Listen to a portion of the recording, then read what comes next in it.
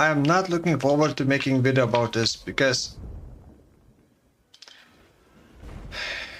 Hey guys, so this is kind of going to be a multi-purpose video. The original build idea is not what it is right now. This is currently Chieftain with Maw of Mischief, helmet, scaling minion life, and doing ignites as a player damage ignites. But the original idea was a bit different and I had to rework into something more viable. So normally for the Death Wish, the skill called Death Wish coming from the Maw of Mischief, you would probably almost 100% of the time would want to be Elementalist for the automated golems. Like if you're interested in this build, just do this as a Elementalist because you will have automated golems. It's gonna be smoother, it's gonna be more consistent damage, and it's gonna be more damage. The only argument why Chieftain is kind of okay-ish is because Chieftain has explosions, and when you proliferate ignites and kill a bunch of enemies, it's gonna be very likely to create a pretty big explosion which will create new ignite. So it can kind of chain explode without barracks ring. Now I'm gonna talk first about the original idea and why it didn't work. I wanted to do Impulsor, Ignite, and also Chieftain. The Impulsor explosions only kind of work for hit builds because they overlap against like one target or against each other targets and do more damage when very health. But with Ignite, the overlaps don't matter. So it's only one hit from Impulsor explosions, which does pretty small amount of damage, 20-30,000 if I'm standing still. And I tried multiple combinations. I tried with the global ignite proliferation, I tried with the barracks, I tried with Impulsor, I tried without Impulsor, tried with Impulsor and with barracks and with the global proliferation, and nothing really felt good. So in the end I decided to rework the build, completely focus on Death Wish. Because why Death Wish, why Maw of Mischief, is because it has like really crazy scaling for ignites. You can get a high level minion which will increase the base life that we have, and then increase minion life from the passive tree with the tattoos now, and then get fire dot multiplier to scale the ignite. The way this works is basically it's a channeling skill which arms your minion.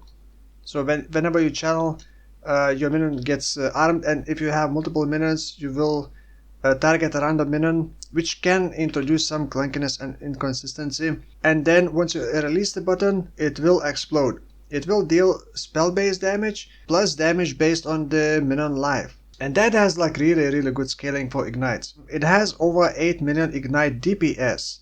Plus you can create burning ground with the flame surge, which I just recently, like couple last 2 levels, added on cast and damage taken. It doesn't matter the level, it will always create the burning ground that it create will always do 25% of fire damage from the ignite you inflicted. So this is just a bit of extra, but in general it's doing 8 million, over 8 million ignite DPS, but it is kind of conditional. As a Chieftain, I didn't go for an exposure. I decided to go with the Ramako Sun's Light, which means when I'm standing still, the enemy fire resistance against fire damage over time becomes -20.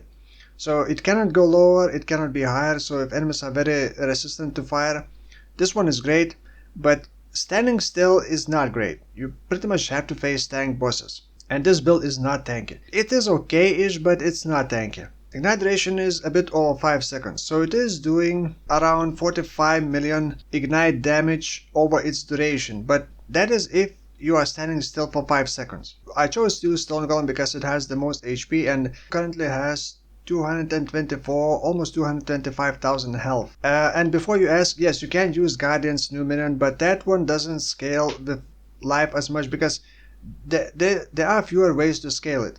You cannot socket it in anywhere, you cannot link it to minion life, so it's harder to scale it. But you could use Guardian's Sentinel of Radiance, which has no cooldown and is very quick to summon with the Death Wish. And by the way, my Stone Golem is level 33. Now I'm gonna talk about how I built this, but remember that going Elementalist would be better because you would have automated golems as Elementalist.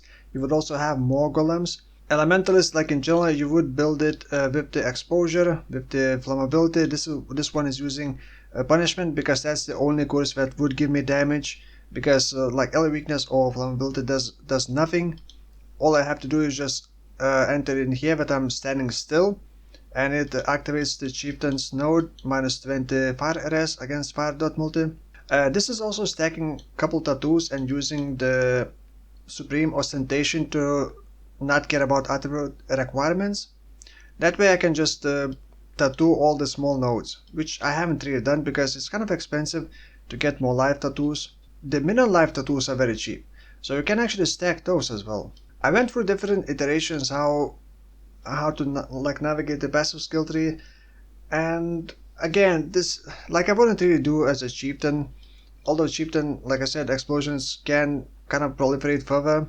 Yeah, Maw of Mischief currently has Awakened Deadly Ailments, level 5, all the level 5 Awakened. Awakened Swift Affliction, Awakened Burning Damage, and Awakened Unbound Ailments. Now, I chose Vix Lunaris Shield just for one reason. It has inbuilt +2 socketed gems, and you can search for the corrupted with +1 socketed gems. Shields like these are great for skills that only require couple supports, and especially for the Empower. And this is only level 3 Empower. Empower is turning into level 6 Empower because of this shield giving extra +3. So Empower is giving +5 to levels. And then use level 21 Golem, which gets +3 levels from the shield itself and +5 from the Empower. And then plus another physical spell skill gems on the Scepter. You can actually even go for +2. And then +3 on the Dragonfang's Flight, which is also cheap. And you can even get another +1 on the passive skill tree for physical on the Strength node tattoo. But I don't really think that it's worth it. At some point it becomes less and less efficient to just stack minion life, because you need base minion life, you need increased minion life, and more minion life, and then fire damage and increased damage. So at some point stacking more minion life is not as good as getting increased damage. But you could get increased minion life on the belt, I believe, on the gloves, and on boots. Or maybe not on gloves, but on boots with essence, belt, and rings, you can get minion life. Also using Polaric Devastation, whenever I ignite, it covers enemies in ash, and my ignites last about a bit over 5 seconds, so it matches really well. I also apply exposure because I want the hits to apply exposure to lower enemy resistances while I'm moving, because Chieftain, I have nothing else to reduce enemies' resistances, so when I'm moving, my damage falls off like dramatically. If you look at the POB, 8.6 million ignite DPS, and if I am not standing still, it goes all the way down to 4.3 million DPS. So I lose half of my damage pretty much. But that is against the Guardian and Pinnacle bosses. By the way, you have to manually enter enemy corpse life in here based on how much life your golem has. So you kind of have to go into golem setup and make sure that this is selected. See how much life it has. 231,000. Actually, that's not quite correct. Oh, I must be missing something. And enter it here. But if you keep this here and then check the on kill explosion, that is not a correct number. You're not gonna be doing 35 million damage. You kind of have to remove this then if you wanna see how much the Chieftain's explosion would ignite for, which is actually less than the Death Wish. Barracks and boots proliferation work differently than global proliferation, because the global proliferation only applies from the corpse. Whenever something else steps near the corpse, it gets proliferated, but that enemy dying from the degen will not proliferate that ignite further. However, barracks will proliferate ignites in a different way. It will apply an ignite, equivalent ignite on death to nearby enemies. But if there are no nearby enemies, then approaching enemies later will not get proliferated, will not get reignited. But the barracks ring can keep jumping to new enemy and like much further than normal ignites. However, it needs to be really tightly packed together, enemy packs, and it usually isn't. It's very fun to watch when it just proliferates multiple rooms, but it doesn't really happen as often. You can kind of simulate that with Chieftain explosions, because it does create a new ignite and it can continuously keep proliferating further and further, as long as it keeps exploding something. Now for the clear speed, you cannot keep resummoning Golem because it has a long cooldown, and I am using one jewel to lower the cooldown to below 5 seconds, because remember 5 seconds is the golden number, let's say. So for the clear speed, I am using Herald of Purity. Whenever you kill any enemies, you will just summon new Herald of Purity minions, and they're gonna rush towards enemies and you can detonate them again.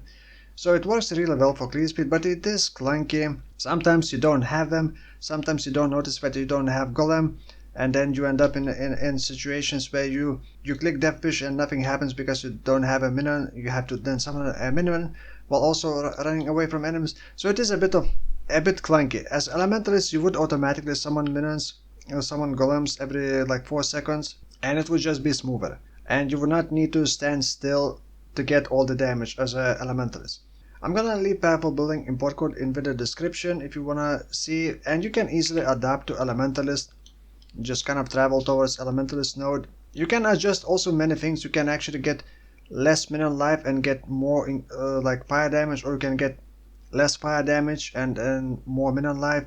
That pretty much covers this build. I'm not entirely sure what I want to do for the next build, so if you got some interesting ideas, as always, leave them in the comments below. By the way, I did open a Discord. If I don't forget, I will leave a Discord invite in the video description, and that one is only for like talking about build ideas and sharing builds. That invite will expire in like 3 weeks. So yeah, if you want to join it, check that Discord as well. And for now, thank you for watching, and I'll see you in the next one. Bye bye.